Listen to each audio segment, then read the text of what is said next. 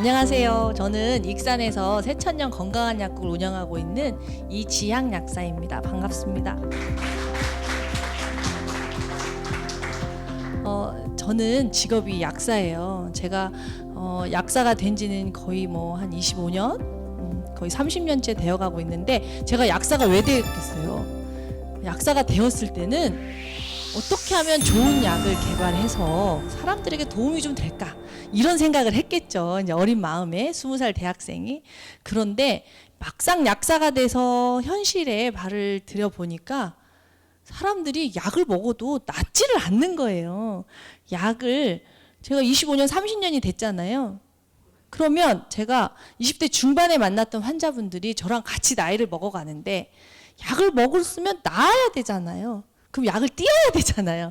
약이 몸을 치유해 줬으면 약은 이제 자기 갈 길로 가야 되는데, 약하고 한 몸이 되어서 10년 20년씩 계속 약을 먹고 있단 말이죠. 심지어는 새끼를 쳐요.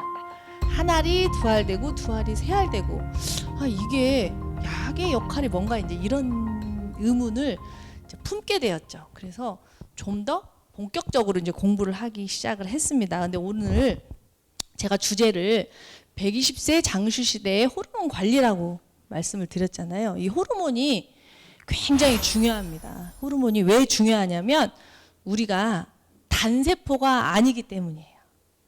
무슨 말이냐? 우리는 다세포예요. 그러니까 눈세포, 위세포, 간세포 다 달라요. 그런데 이런 다 다른 세포들이 하나로 이루어져서 나라는 자아를 형성하고 있거든요. 그러면 위세포하고 간세포가 어떻게 긴밀하게 연락을 해서 일사불란하게 나라는 생명을 지키고 있을 것인가? 여기서부터 여러분들이 출발을 하면 좋은데요. 그게 바로 호르몬입니다. 호르몬이 세포에 신호를 줘야만이 이 세포들 간에 일사불란하게 협업을 해요. 호르몬이 어떤 신호를 보내느냐가 굉장히 중요해요. 우리는 태어나서부터 죽을 때까지 호르몬의 지배를 받아요. 그래서 이 호르몬들이 나에게 질병이라는 꼬리표도 붙여주고, 건강하다, 갱년기다, 조숙중이다, 이렇게 또 발기부전이다, 이런 여러 가지 일들을 일어나게 하거든요. 자, 그렇다면 그런 일들이 내 몸에서 왜 일어나는가를 먼저 이해하는 게 순서 아니겠는가? 약이라는 것이 있기 이전에 왜 내 몸에서 이런 일이 벌어졌나를 아는 게 순서 아닐까 싶었습니다. 그래서 많은 사람들이 오래 살잖아요. 지금은 60살 환갑잔치 없어졌잖아요. 지금 아까 사장님하고 담소를 했는데 직업이 벌써 4개라고 하시더라고요. 이제 수명이 길어지고 건강 수명이 같이 좋아지시면 이모작, 삼모작, 사모작이 가능한 그런 시대가 되었는데, 그런 시대에는 이 호르몬 관리를 잘 해야만이 우리가 내가 원하는 것을 성취할 수 있다는 거죠. 그래서 몸을 좀 통으로 보자. 저는 이제 그런 말씀을 여러분들에게 드리고 싶습니다. 자, 건강이 뭐라고 생각하세요? 건강은 뻔하죠. 잘 먹고, 잘 자고, 잘 보고. 자, 요건데 많은 사람들이 잘 먹기 위해서, 잘 자기 위해서, 잘 보기 위해서 몸을 신전처럼 떠받들고 사시는 분들이 많아요. 건강 염려증. 몸이 신앙이신 분들이 많아요. 상담을 하시다 보면. 근데 저는 이제 그렇게 생각을 해요. 건강이라는 거는 내가 좀 일탈을 하더라도 다시 내 중심으로 돌아올 수 있는 힘.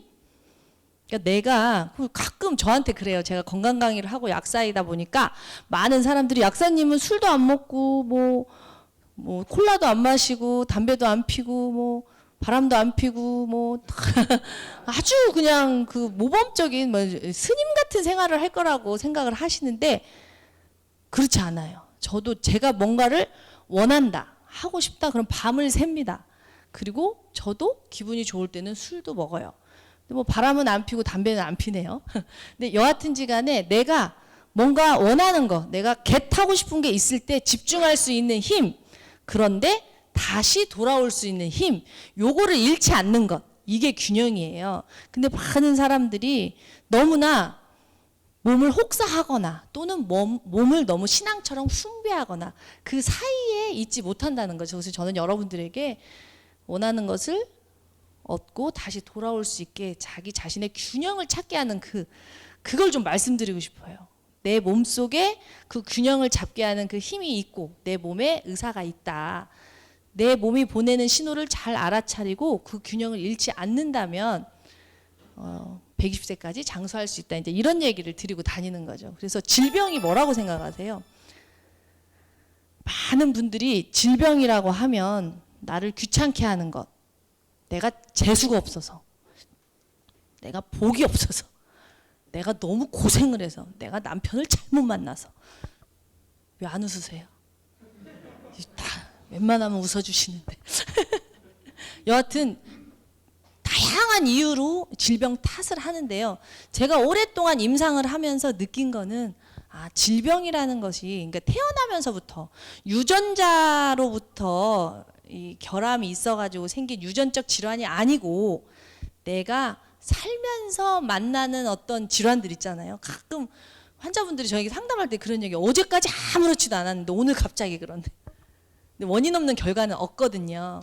제가 드리고 싶은 말씀은 질병이라는 것은 사실은 유전병이 아니고 살다가 생기는 거는 내 몸의 균형이 깨졌다는 신호다. 몸이 보내는 신호다. 이 말씀을 드리고 싶어요. 이제 제가 또 마음도 그렇잖아요. 마음도 내 안에 올라오는 여러 가지 정서들, 불편한 감정들, 뭐 서러움이나 외로움이나 분노라든가 여러 가지 것들도 사실은 내 마음에 두려움이 투사되는 거잖아요. 내 마음의 평화가 깨졌다는 마음이 보내는 신호잖아요. 그래서 정서라는 거, 내 마음의 어떤 감정은 내 마음이 보내는 신호고, 증상들, 질병들은 내 몸이 보내는 신호다. 그래서 우리가 몸과 마음의 신호를 잘 알아차려서 스스로 다시 균형을 찾는 힘, 그게 이제 120세 장수시대까지, 120 장수시대에 우리가 가져가야 될 아주 중요한 거라는 거죠. 그런데 많은 사람들이 그걸 몰라요. 그걸 모르고 마치 고장난 차를 카센터에다 맡기듯이 병원에 가요. 술 먹고 담배 피고 막 살다가 물론 과로도 하죠. 처자식 먹여 살리려고, 또는 남편 뒷바라지 하고. 뭐 제가 좀 옛날 사람인가 봐요. 이런 언어는 젊은 아이들이 엄청 싫어하는데 요즘은 동등하잖아요. 근데 어쨌든 열심히 살다가 몸을 못 돌보고 마음을 못 돌보고 어느 날 고장이 딱 걸려요. 그러면 카센터에 가서 얼마면 돼요? 수리비 얼마나 하듯이 병원에 가서 딱 스캔하고 뭐 먹으면 돼요? 이거 아니라는 거죠. 약은 도구일 뿐이에요. 약은 물질이고, 물질은 그냥 우리를 도와주는 그냥 도구예요. 하나의 도구. 균형을 찾는 하나의 도구일 뿐인데 너무 많은 사람들이 약에 의존하고 있어요.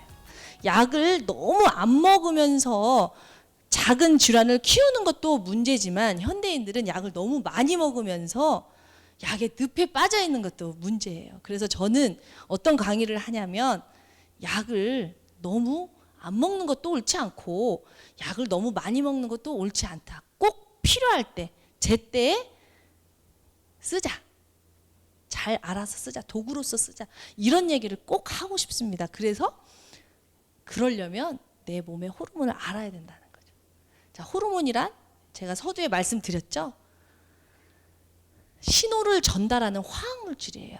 우리 몸속에 우리가 스스로 만들어내는 화학 물질이라는 거예요. 예를 들어서 여러분들 지금 진통제 남용도 굉장히 이슈화 되고 있지만 혹시 호르몬, 스테로이드의 남용에 대해서 들어보셨어요? 스테로이드, 천식 환자도 먹고 피부과에서는 거의 스테로이드를 많이 씁니다. 자, 이 스테로이드를 쓰면 거의 모든 증상이 사라져요. 우리 몸에서. 가려움도 사라지고 통증도 사라지고 염증 반응이 다 없어져요. 근데 이 스테로이드라는 물질이 사실은 우리 몸에서 만들어내는 물질이에요. 내 몸이 스트레스를 받으면 살기 위해서 만들어내는 물질이에요. 그런데 내가 만들 수 있는 물질을 왜 밖에서 흡입하고 먹고, 관절통, 루마티스 관절염 있을 때도 자가 면역 질환에 스테로이드를 쓰고, 호흡이 곤란할 때, 천식일 때도 스테로이드를 쓰고, 너무 아토피가 심할 때도 스테로이드를 써요. 자, 이 환자들은 도대체 왜 몸이 스스로 만들어내는 물질을 밖에서 할까?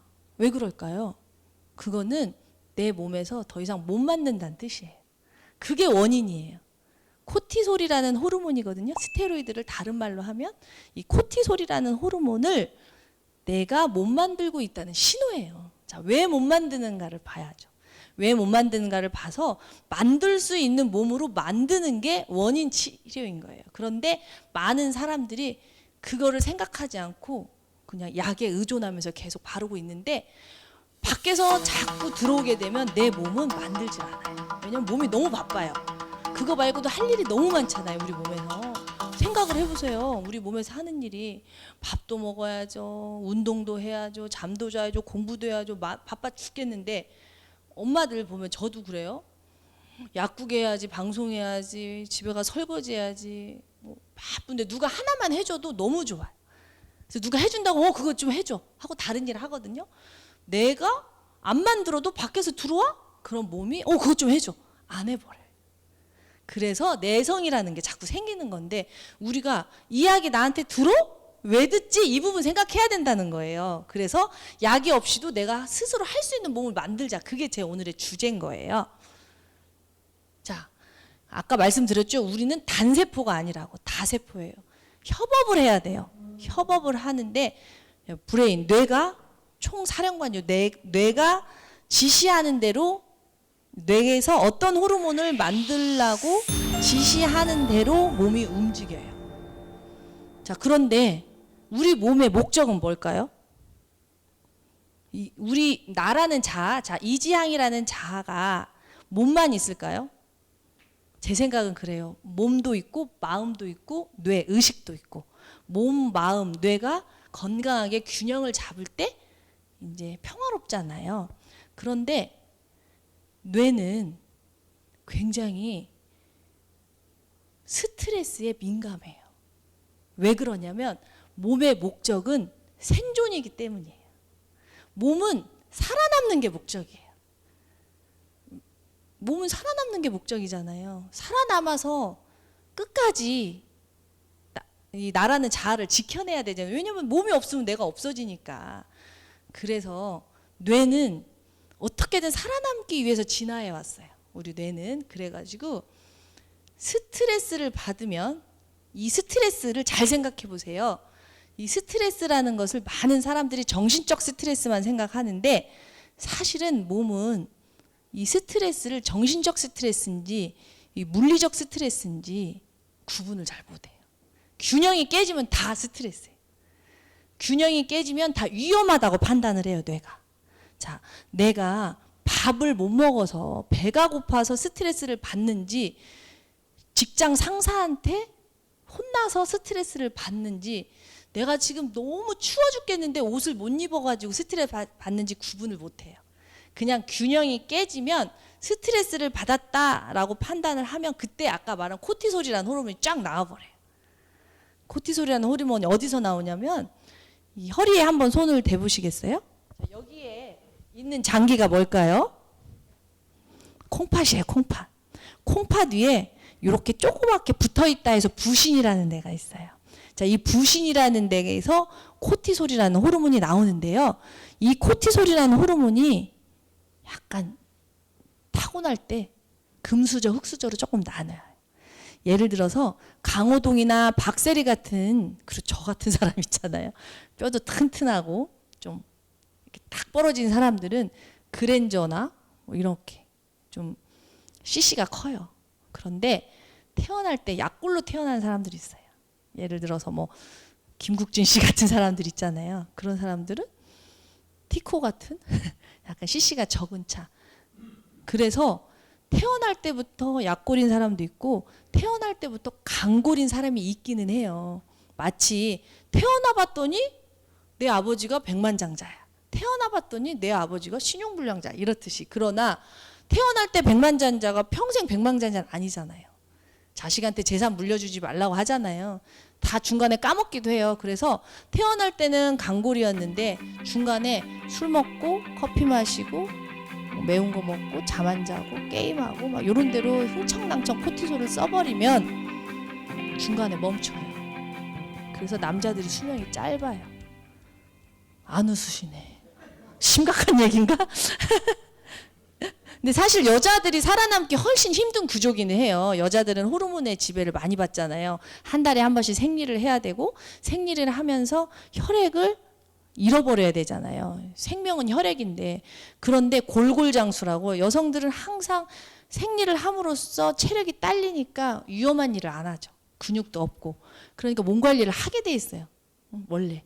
실패를 많이 한 사람들이 더 건강해지듯이 여자는 또 출산과 육아를 하고 하면서 뭐 밖으로 나갈 수도 없고 이런 여러 가지 조건들 때문에 그래서 남성들의 코티솔이 빨리 떨어지고 여성들은 코티솔을 좀 오래 오히려 더 유지하는 경향이 있는 것 같아요. 그래서 이렇게 코티솔이 이 부신에 있는 코티솔을 잘 지켜내는 거, 이 코티솔을 지켜내는 게 여러분이 120세 장수 시대에 해야 될 일입니다. 근데 이제 부모님이 유산을 주셨어도 내가 그걸 잘 불리고 관리를 잘해야 오래 가져갈 수 있듯이 이 코티솔을요 내가 잘 저축하고 뺀 만큼 다시 채워놓고 잘 먹고 잘 자고 잘 놀아야 코티솔이 채워져요. 그렇게 채워져야 여러분들이 원하는 무병장수가 될 수 있는 거예요. 코티솔 없이는 장수는 할 수 있습니다. 근데 유병장수가 돼요. 삶의 질이 너무 떨어지는 거죠. 그냥 아무 일도 못하고 병원에만 있으면서 사는 삶은 우리가 바라는 삶은 아니잖아요. 그래서 여러분들에게 이 코티솔의 중요성을 말씀드리고 싶습니다. 자, 질병이 내가 어디가 아플 때 우리가 내 균형이 왜 깨졌는가를 봐야 돼요. 이 균형, 제가 이제 찾아낸 균형은 이겁니다.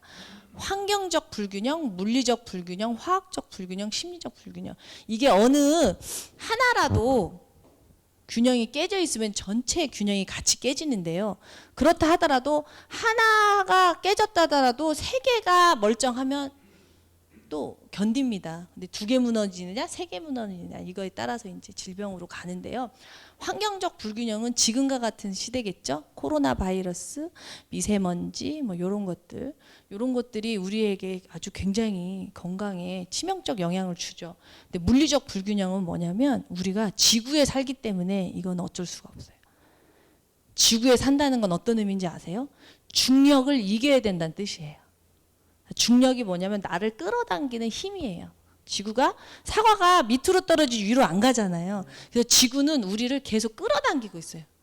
근데 지금 여러분들이 이제 꼿꼿이 서서 저는 강의를 하고 여러분들은 앉아 있을 수 있다는 건 중력을 이겼다는 거고요. 지금 눈꺼풀이 내려앉고 눕고 싶다는 거는 중력을 이길 수 있는 에너지를 못 만들고 있다는 뜻이에요. 그래서 오전에 출근했다가 오후에 에너지를 다 쓰면 중력보다 에너지가 적게 나오기 때문에 집에 가서 껌붙습니다. 눕고 싶다. 눕고 싶다. 자, 그런데 우리가 중력을 이기고 계속 이렇게 꼿꼿하게 설 수 있는 힘은 어디서 나와요? 바로 근육에서 나와요. 지구가 계속 끌어당기고 있기 때문에 우리가 근육을 계속 만들지 않으면 근육은 계속 녹아내리게 돼 있어요. 그래서 뭐 어디가 아프다 했을 때 내가 중력을 이길 수 있는 근육을 가지고 있는가 그걸 봐야 돼요. 그래서 치료도 물리적 균형을 잡을 것인가, 뭐 도수 치료를 할 것인가, 필라테스를 할 것인가, 마사지를 받은 이거 물리적 균형을 잡는 거고요. 환경적 불균형을 잡는 건 마스크를 잘 쓰고 손을 잘 씻고 이런 거겠죠. 근데 이제 약사의 영역은 사실 이쪽 영역은 아니에요. 자, 이거는 정치의 영역이고 여기는 물리치료사나 정형외과나 한의사의 영역이겠죠. 제가 관여하는 영역은 세 번째입니다. 화학적 불균형. 화학적 불균형은 뭐냐면 내 입으로 들어오는 모든 것들, 밥, 술, 담배, 커피, 약 이런 것이 다 화학적. 천연물질도 사실은 다 화학식이 있잖아요. 우리가 화학물질이라고 하는 것은 다 천연을 모방해서 만든 거예요. 아까 말한 스테로이드라는 것도 내 몸에서 만드는 코티솔은 명품이고 약으로 만든 건 다 짝퉁이에요. 원래 없던 것을 약으로 만들지는 않아요. 몸에서 일어나는 모든 물질들을 보고 이게 필요해? 몸이 못 만들어? 그럼 약으로 넣어주지 뭐. 이러기 때문에 우리가 약으로 낫고 있다면 일단 약은 도구기 때문에 그 물질을 사용해서 급한 불은 끄고 일단 차용해서 쓰고 이 물질 내 몸에서 만들어야겠네 하고 내 몸이 만들 수 있는 몸으로 만들어 주셔야 돼요. 그래야 여러분이 건강하게 사실 수 있는 거죠. 그래서 몸으로 들어오는 모든 것들, 요것들을 이제 제가 공부하는 전문 영역인데 제가 30년 동안 상담을 하면서 알게 됐어요. 이 세 가지를 뛰어넘는 게 있다. 그게 바로 뭐냐? 심리적 불균형이라는 거예요. 마음의 평화가 정말 몸에 미치는 영향이 너무 큰 거예요. 마음이 불안하면 뇌는 스트레스를 받아요. 뇌가 스트레스를 받으면 위기야. 살아남아야 돼. 그래서 코티솔이라는 호르몬을 쫙 쏟아냅니다. 옛날의 상황에서 스트레스는 맹수가 쫓아오는 거죠. 적에게 칼을 맞는 거고 굶어 죽는 게 스트레스였을 거예요. 그래서 사실 이 코티솔이라는 호르몬은 굶어 죽는 위기에도 살아남기 위해서 만들어진 거고요. 맹수가 쫓아올 때 달아나기 위해서 만들어진 호르몬이에요. 굶어 죽지 않기 위해서, 살아남기 위해서 만들어진 호르몬인데 요즘 누가 굶어 죽어요. 그리고 누가 그렇게 막 와서 전쟁을 하진 않잖아요. 우리에게 스트레스는 아이가 공부 못하는 거, 남편이 늦게 들어오는 거, 막 이런 것들 있잖아요. 내가 살고 싶은 삶하고 내가 살고 있는 삶, 내 욕구가 채워지지 않는 게 우린 스트레스잖아요. 내가 갖고 싶은 거, 그러니까 내가 할 수 있는 일, 하고 싶은 일, 해야 할 일, 이게 균형이 잡히지 않을 때 우린 스트레스를 받잖아요. 심리적 스트레스 나는 거죠. 그래서 저의 상담은 항상 산으로 흘러갑니다. 약사로 왔다가 오늘도 어떤 아이 상담이 들어왔는데 23살짜리가 생리를 안 한대요. 원형 탈모가 있고. 잘 들어보니까 아이가 삶을 즐기지 못하고 위기로 보고 있는 거예요. 그래서 낮에는 일을 하고 밤에는 이 일이 마음에 안 들어. 그러니까 다른 직업으로 갈아타기 위해서 취직 공부를 또 한대요. 애가 23살짜리가 낮에는 일하고 밤에는 공부를 해요. 23살 얼마나 예쁠 때요, 여자아이가. 그래서 제가 처방을 뭘로 했냐면 다 때려치우고 연애나 하라 그래요. 철이 너무 빨리 들었네. 23살은 철없어야 돼요. 이제 그게 제 처방이었더니 엄마가 막 웃어요. 그래도 약 좀 주세요. 막 이런 얘기를 했는데 이 아이가 받는 그 세상을 보는 시선이 너무 두려움으로 가득 차 있는 거죠. 내가 이 세상에서 돈을 못 벌면 나는 살아남지 못할 거야. 그러니까 어때요? 생존이 몸의 목적이라고 했죠. 근데 우리가 영원히 살 수 있나요? 우리는 영원히 살 수가 없어요. 그래서 어떻게 해요? 우리는 자식을 낳죠. 자, 대를 물려요. 우리 DNA의 지도를 자식을 통해서 남긴단 말이죠. 이거를 우리는 전문 용어로 생식이라고 해요. 자, 그런데 생존이 중요할까요? 생식이 중요할까요? 인간에게. 생존이 더 중요하죠. 생존이 있고 그 다음에 생식이 있는 거지. 그렇지 않아요? 배고픈데 사랑하고 싶은 사람이 있어요. 밥부터 먹고 사랑하지. 그렇잖아요. 맛있는 거 먹고 사랑하자 이러잖아요. 그러니까 이 아이는 생존이 너무 절박하니까 생식이 안 되는 거예요. 그래서 생리가 끊겨버리는 거예요. 이런 식으로. 그래서 심리적 스트레스를 벗어나지 못하면 몸은 건강해지기가 너무 힘들어요. 그래서 제가 제 블로그 모학산의 아침에 초지일관 그 딱 대문에 써 있는 게 몸과 마음의 조화와 균형이에요. 나는 몸으로 이루어진 것도 아니고 마음으로만 이루어진 것도 아니고 몸과 마음의 조화와 균형인데 이거를 운전하는 건 내 의식, 내 뇌다. 그래서 제가 공부를 막 뇌과학도 하고 심리학도 하고 약학도 하고 한약도 하고 막 이것저것 하다 보니 여기까지 오게 된 거죠. 재미있으세요? 자, 요거 코티솔이 지켜내려고 하는 것들이 바로 우리 몸의 항상성입니다. 우리가 자 강의를 하려면 여기서 지켜내야 되는 것들이 있잖아요. 강의를 듣는 분들이 추우면 안 되니까 적절한 온도, 그리고 산소가 없으면 안 되고 마이크도 잘 켜져야 하고 강의를 준비할 때 여기서 꼭 지켜내야 되는 것들이 있잖아요. 전원이 나가면 안 되고 그런 것처럼 우리 몸에서 생존 활동을 하기 위해서 꼭 지켜내야 되는 것들이 있어요. 어떤 상황이 되더라도. 아무리 추운 날이라도 아무리 부부싸움을 하는 날이라도 아무리 내가 실직을 하더라도 살아남은 사람들은 이걸 지켜낸 사람들이 아주 위대한 사람들이죠.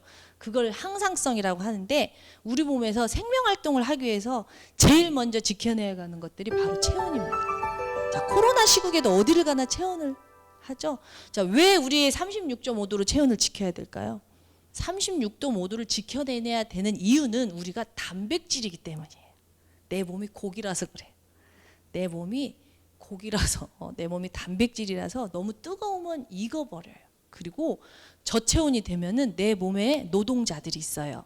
내 몸에 대사라는 거, 먹은 음식을 혈액으로 만들고 그 혈액을 세포가 가져가서 내 몸에 생명활동을 하게 하는 그 일꾼들을 효소라고 하거든요. 이 효소는 온도의 영향을 받아요. 자, 일꾼들이 다 파업을 하면 어떻게 되겠어요? 도시가 마비가 되겠죠. 이 효소들이 파업을 하면은 우리 생명이 마비가 돼요. 그렇기 때문에 이 효소, 그리고 우리가 우리의 생명을 지켜내기 위해서는 체온이 기본입니다. 그래서 멀쩡했던 청년이 높은 꼭대기로 가면은 체온을 못 지켰다는 단 하나의 이유로 어제까지 멀쩡했던 사람이 죽기도 하고 저체온으로 죽는 거예요. 그러기도 하고 멀쩡했던 사람이 고열로 코로나로 죽기도 하는 이유예요. 그래서 36.5도를 지켜내야 되는데 이 36.5도를 지켜내기 위해서 우리 몸에서 보내는 신호가 있어요. 이런 것을 잘 사유해 보세요. 내 몸에서 이런 일이 왜 일어날까? 요거를 잘 사유해 보는 게 건강을 지키는 지름길이에요. 우리 아이가 저런 행동을 왜 하지? 내 남편이 저런 행동을 왜 하지? 사회에서 왜 이런 일이 벌어나지? 왜 그럴까를 계속 생각하는 것이 곧 나를 지키는 일이고 사회를 지키는 일인데, 자, 어떤 분이 이런 상담을 해요. 우리 남편이요, 땀을 너무 많이 흘려요. 그래서 기운이 너무 없어요. 그래서 홍삼 사러 왔어요. 자, 이분은 홍삼을 먹어야 될까요? 안 먹어야 될까요? 이런 상담이 또 있어요. 우리 딸이 손발이 너무 차요. 손발이 너무 차요. 그래서 홍삼 좀 먹여야겠어요. 이런 사람도 있고요. 너무너무 피곤해요. 너무너무 피곤해서 그냥 소파하고 하나 되고 싶어서 일어나기가 싫어요. 기운 나게 홍삼 좀 먹어야겠어요. 돈 있으면 공진다. 뭐 이런 식으로. 자, 그럼 잘 사유해 보세요. 땀을 흘린다는 거는 우리 몸에서는 열이 계속 나고 있어요. 따뜻하잖아요. 스킨십 하시면 다 따뜻하죠. 죽은 사람만 열이 안 나요. 산 사람은 다 열이 나요. 자, 열은 우리의 에너지입니다. 그런데 열은 소통이 돼야 돼요. 그래서 우리 몸에서는 열을 빼는 기관이 있어요. 첫 번째, 대변. 자, 아이가 열이 펄펄 끓어서 응급실에 가잖아요. 그러면은 의사가 관장부터 시켜요. 왜? 통해야 되니까. 제가 에어컨이 고장 나가지고 에어컨 기사님한테 수리를 맡겼더니 기사님이 오셔가지고 에어컨은 멀쩡하대요. 근데 왜 안 돼요? 그랬더니 그 있잖아요, 바람 빼는 거, 슈레기가 막혀서 그랬대. 통하지 않으면 에어컨도 멈춰요. 그리고 자동차에 냉각수 있잖아요. 냉각수 없으면 차 멈춰요. 사람도 마찬가지. 열이 안 빠지면 멈춰요. 자, 대변으로 빼는데 그 다음에 또 열을 빼는 기관이 있어요. 소변입니다. 왜 소변이 열을 빼는 기관이냐? 소변하면 신장에서 노폐물을 걸러준다 이렇게 생각하시잖아요. 자, 그런데 우리가 아이스 아메리카노, 찬 거를 먹든 따뜻한 아메리카노, 뜨아를 먹든 아를 먹든 소변은 어때요? 뜨거운 아에 커피 마시면 뜨겁게 나오고 차가운 거 먹으면 차갑게 나오나요?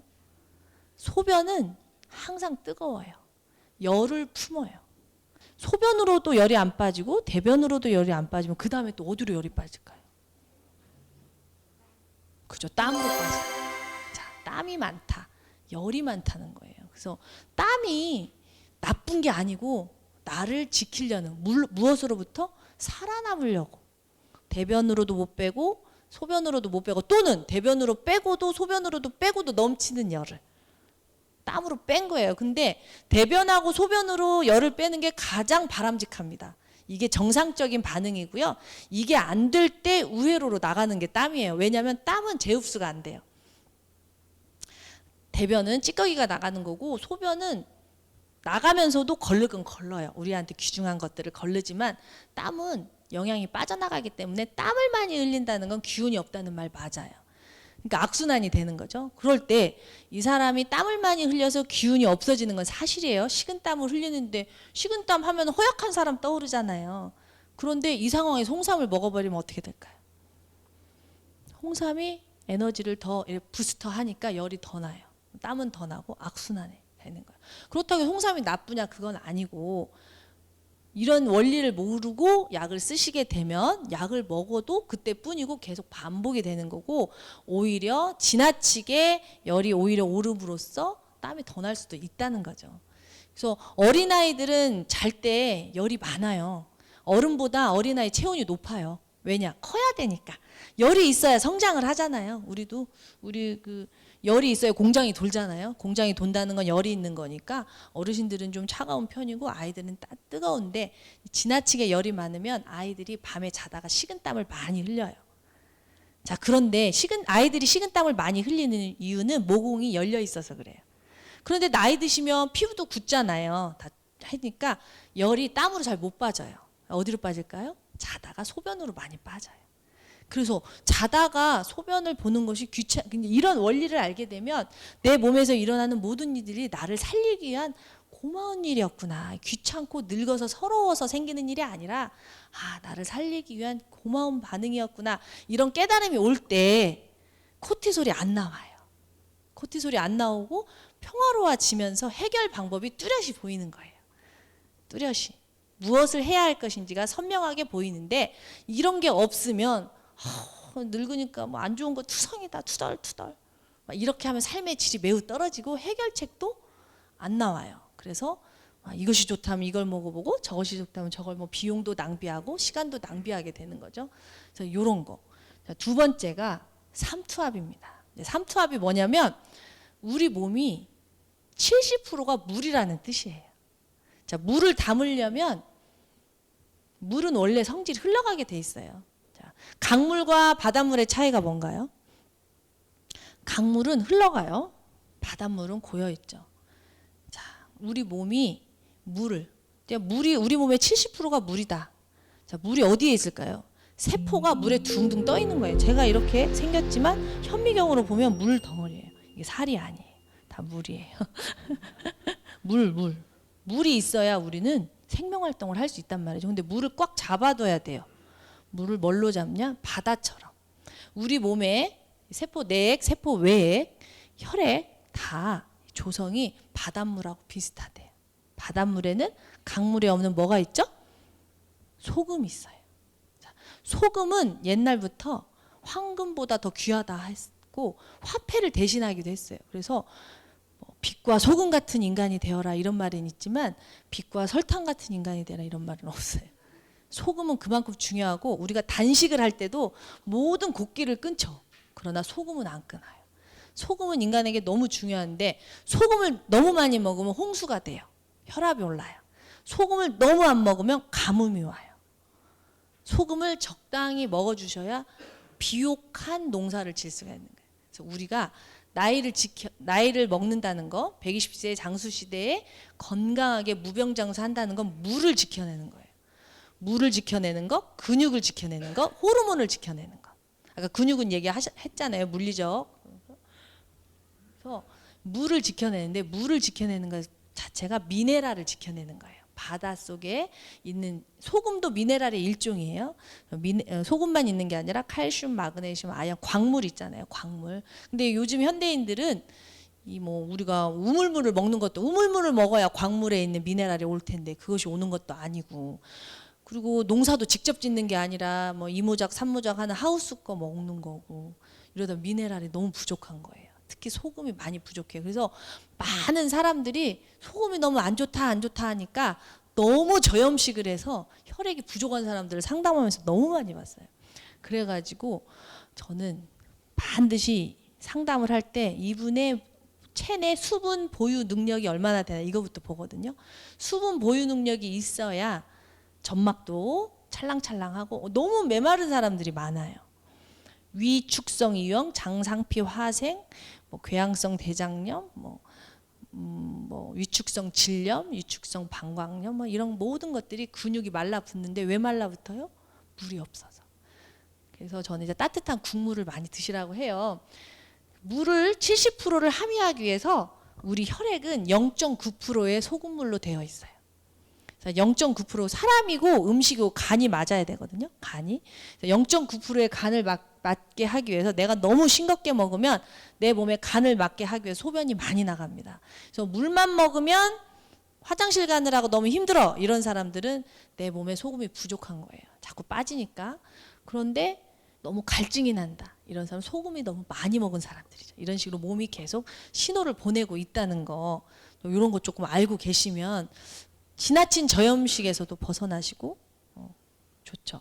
그 다음에 pH 7.2 이건 혹시 산성 알칼리스 이런 거 들어보셨어요? 이게 굉장히 중요한데 pH 7.2를 맞춰야만이 아까 말한 효소가 활동을 할 수가 있어요. 효소는 온도에도 민감하고요. 우리 몸의 pH 수소에도 굉장히 민감합니다.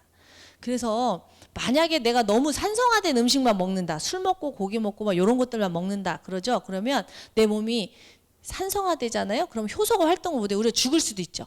그래서 이 pH를 맞추려고 우리 몸에서 뼈에서 칼슘을 빼버려요. 자, 우리가 먹은 칼슘, 음식으로 들어오는 칼슘은 장에서 한번 걸러요. 그래서 지나치게 많이 들어오는 것 같으면은 안 들어오고 그냥 밖으로 내보내는데 뼈에서 빠져나오는 칼슘은 몸에서 이렇게 선별을 못해요. 그래서 술 많이 드시는 분들이 치아가 무너져 내리고 어깨가 아픈 이유가 바로 pH를 맞추기 위해서 그래요. 치아에서 칼슘 빼고 뼈에서 칼슘 빼서 pH 맞춰야 사니까. 그래서 어깨가 아픈 거, 치아가 무너지는 거, 아 이게 내가 늙어서 그런 게 아니라 내가 일을 많이 해서 그런 게 아니라 내 몸이 산성화되는 걸 막기 위해서 내 몸이 살려고 했구나. 이런 이해가 일어나야 몸의 균형을 맞출 수가 있는 거죠.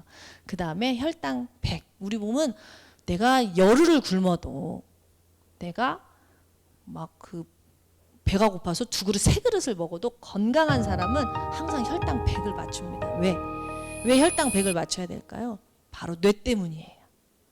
뇌는 포도당을 에너지로 쓰기 때문에 혈당이 100 정도는 돼야 뇌사 상태에 안 빠지는 거예요. 뇌사가 되죠. 뇌가 무너지면 몸과 마음의 균형이고 뭐가 없어요. 뇌가 호르몬을 막 이렇게 해야 되는데 진두지휘 할 수 있는 주체가 사라지니까 우왕좌왕 되잖아요. 그래서 뇌가 죽으면 안 되기 때문에 항상 혈당 100을 맞춰야 됩니다. 혈당 100을 맞추기 위해서 살도 찌는 거고 혈당 100을 맞추기 위해서 이런 모든 일들이 벌어지는 거예요. 당뇨라는 것도 살기 위해서. 만약에 당뇨 한번 생각해 봅시다. 당뇨라는 게 뭐예요? 요로 당이 나오는 거잖아요. 포도당이 당으로 나오는 게 왜 안 좋은 일일까요?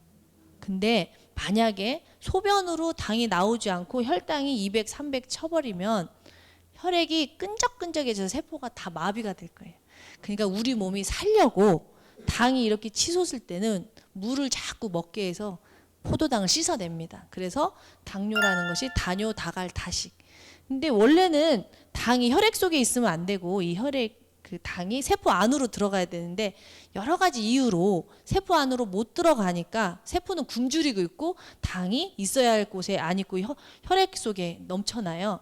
그러니까 세포가 굶주렸다고 판단을 해서 또 먹으라고 하는 거예요. 다갈, 다식, 다뇨 이해되시죠? 그러니까 당뇨 환자들에게 제일 먼저 제가 교육시키는 게 그거예요. 운이 없어서 당뇨가 온 게 아니라 내 몸이 살려고 온 거다. 그렇게 안 하면 세포가 다 끈적끈적해서 죽어버린다. 그러니까 사실은 당뇨가 온 것도 내 몸이 나를 살리려고 한 거니까 몸에게 고맙다고 인사해야 되고 그 감사함이 먼저 일어나야 해결책도 쉽게 찾을 수 있다. 그리고 내가 반성을 해야 된다. 내 몸을 너무 내가 돌보지 않았구나. 요런 것들이 몸에서 일어났을 때 약물을 최소화하고 여러분들이 건강 상태로 빨리 돌아갈 수 있습니다. 아까 말씀드렸지만 많은 사람들이 스트레스를 구분을 잘 못해요. 이제 정신적 스트레스는 알죠. 내가 누구 때문에 열받았다. 이런 건 알잖아요. 근데 육체적 스트레스, 과로도 스트레스라는 걸 몰라요. 이 과로도 스트레스라는 걸 모르는 첫 번째 좋은 예가 많은 사람들이 운동과 노동을 구분을 못 한다는 거예요. 노동은 돈 받고 하는 거고 운동은 돈 내고 할 뿐이에요. 몸의 입장에서는 다 과로예요.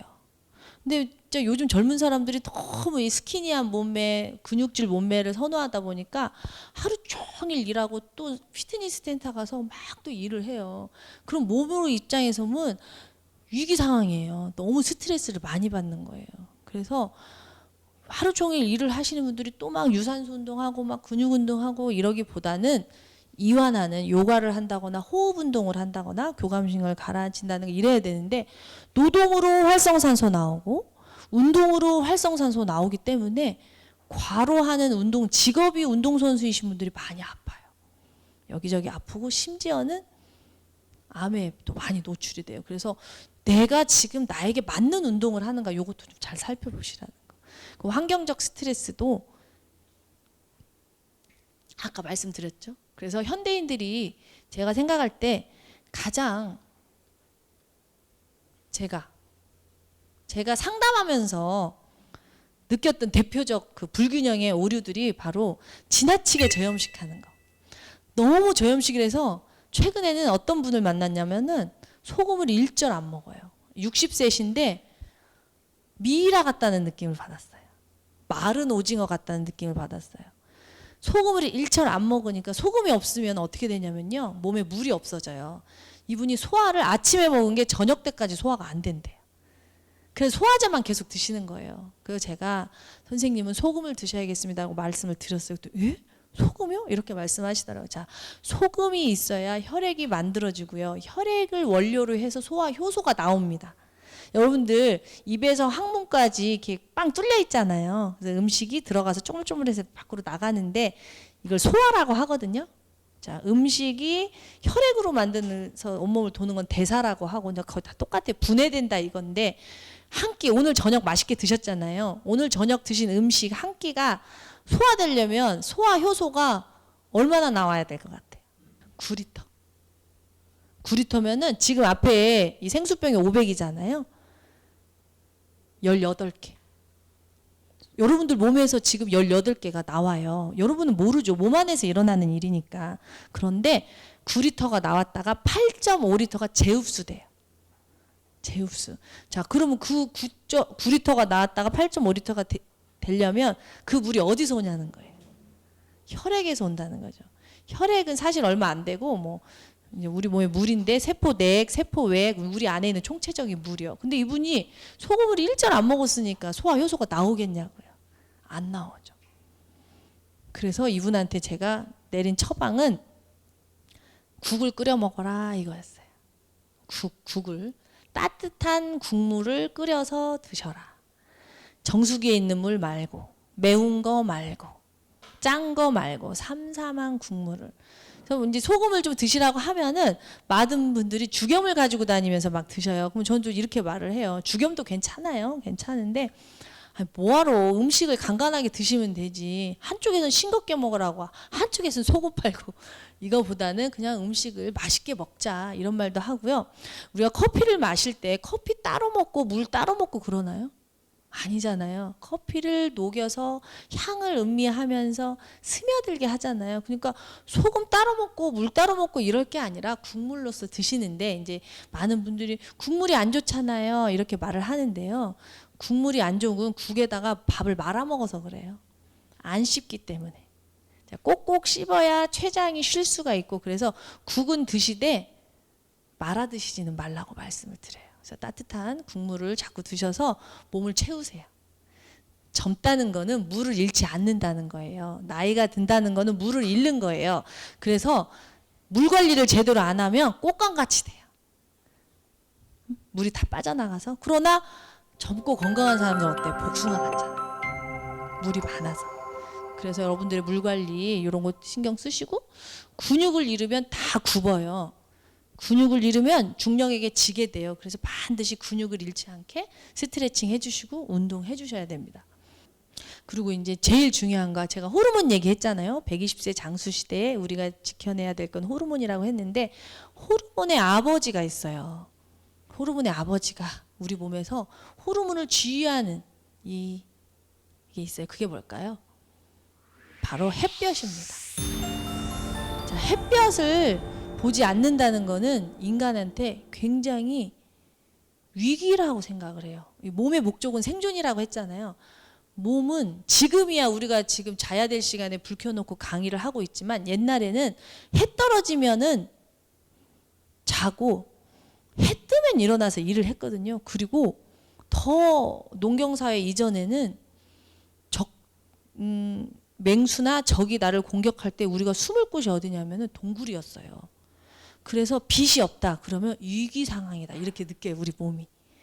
그래서 햇볕 호르몬이 몸에 들어와서 나를 자극하지 않으면 모든 호르몬이 스트레스 상태로 채비를 합니다. 그렇기 때문에 햇볕을 보는 게 굉장히 중요한데요. 근데 사실 저만 해도 햇볕 많이 못 보거든요. 뭐 약국 갔다 방송국 갔다 강의 갔다 뭐 그래서 저도 비타민 D를 먹습니다. 그래서 여러분들이 햇볕을 지켜내셔야 돼요. 햇볕이 보약이에요. 하늘이 주신 공짜 보약. 그래서 가급적이면 햇볕을 보세요. 근데 너무 많은 사람들이 이 하얗고 고운 피부를 선호하면서 햇볕을 너무 무서워하시는 거예요. 선크림. 근데 사실 솔직히 말하면 자외선도 인간에게 그렇게 좋진 않아요. 왜냐면 피부암에 걸리니까. 그래서 균형이 중요해요. 균형이.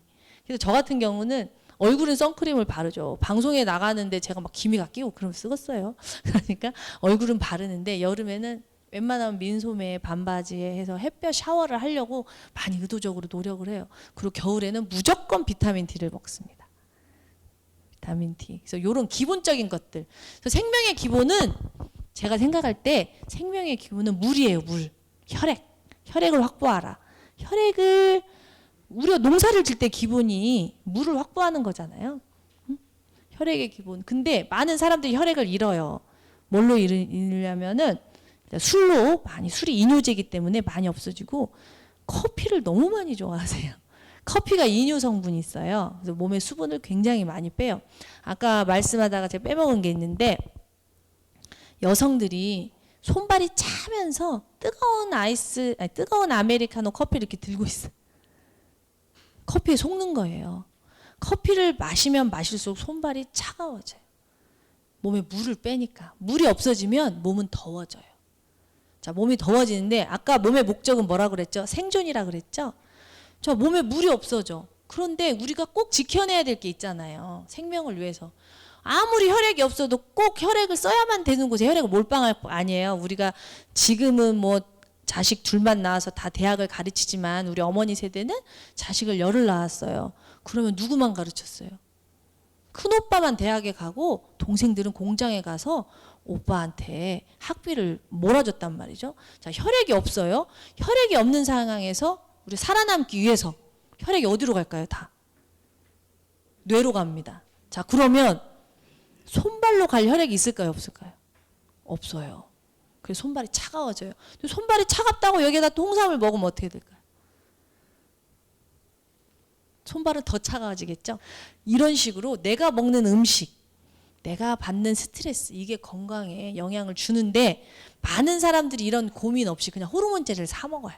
병원에 가서 처방해서 먹고 피임약을 먹고 이런 식으로 하게 되면 악순환이 자꾸 반복이 돼요. 그래서 아까 제가 말씀드렸잖아요. 내가 몸이 안 좋다. 몸이 안 좋아? 왜 그럴까? 화학적 영향, 내가 잘못 먹고 있나? 물리적으로, 내가 운동을 너무 안 하나? 내가 너무 스트레스를 받나? 내가 직장을 바꿔야 되나? 이런 식으로 나라는 생명이 어떤 환경에 처해져 있는가를 봐야 돼요.